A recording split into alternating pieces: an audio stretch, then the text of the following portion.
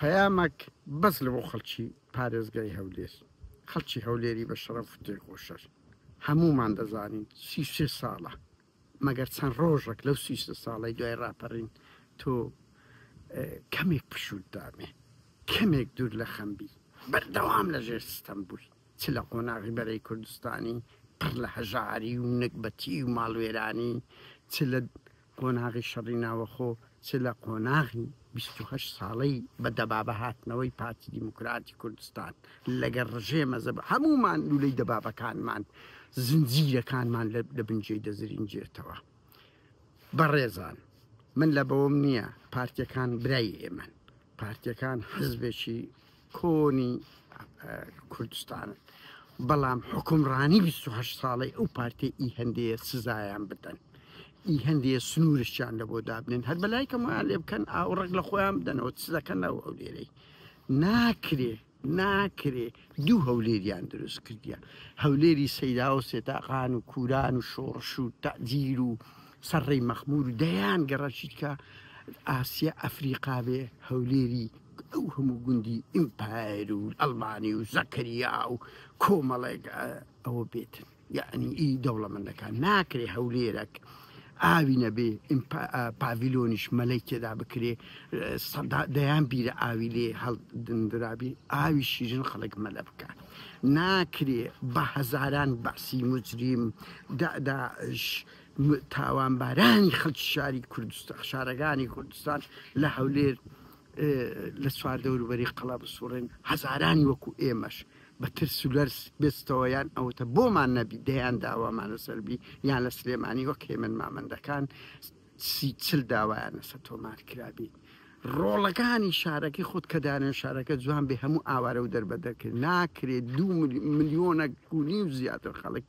لە بۆی نەبی، لە هەموو جیهان خۆپیشاندان بوو بۆ ئۆزەلان لە هەولێر نەبێ، لە هەموو کوردستان خۆپیشاندان دەبێ، هەموو جار ئێوە ئیهانە دەکرێن کە بۆ بێ هەڵوێستن کە ترسنۆکن لە کاتێکدا ئەوەی حکومڕانی پارتی لەسەروی چارەنووسی دەنگۆ خراپتر دەبی. هەولێرێک بە هەزاران شەهیدتاندا، بە هەزاران ماڵوێرانی و قوربانی دەیان کوڕەتی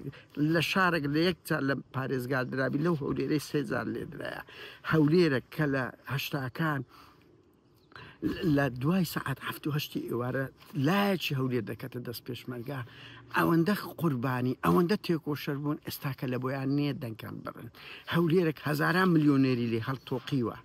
کە هیچی ئی خەڵکی شارەکە نینە. هەولێرێک شارەکەتان نماوە بز بە بستی داگیر کرایەوە کۆمو شارەکانی دەرەی کوردستان. هەولێرێک تەنانەت ماڵی جەلیل خەیات و ماڵی شێخ بازیش بە زۆرم لێ سەپێنرا بەوە دەنجیان خۆیان کاندید بکەن تا دەنجیان پێ بکات پێ کۆ بکەنەوە لەو 1970ی بەس بۆ دەنگ کۆکردنەوە ئەگەنا ئەو پەڕی چلیان دەدەچیتن خۆیان بکوژی بەرزترین ئەوەی کە بە خۆیان لە خەیاڵیانە کە ناگەنە 25 ئەو ڕێژەی دوێنەی دەنگدانی تایبەت بوو. ئەو جە لە بۆیان نەبوو بە زۆرم نێ ئەو دوو دەوڵەمەندەی هەولێرێ دەبی خۆیان هەڵبژێن تاوەکو دەنگ بۆ پارتی بکەن. هەولێرێک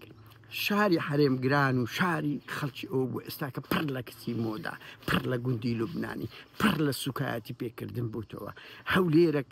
شارێکی پاک و ئاو لە بەهۆی دەشتەکەی بەهۆی ئەو هەموو خۆراکە ئەوەی ئەو ڕۆکە ژەهری لێدەباری. چاوەڕێ بکەن هەر یەکێک لە ئێوە بە سەدان و بە هەزاران کەستان لە چاردەوروبەرتان لە خزم و کەس و کارتان تووشی سەرەتان زیاتر بیتن بەهۆی ئەو هەموو گازە ژەهراویکە یەک حزب ئیدانەی نەکرد، یەک حزب نەیخستە بەرنامەی خۆشی.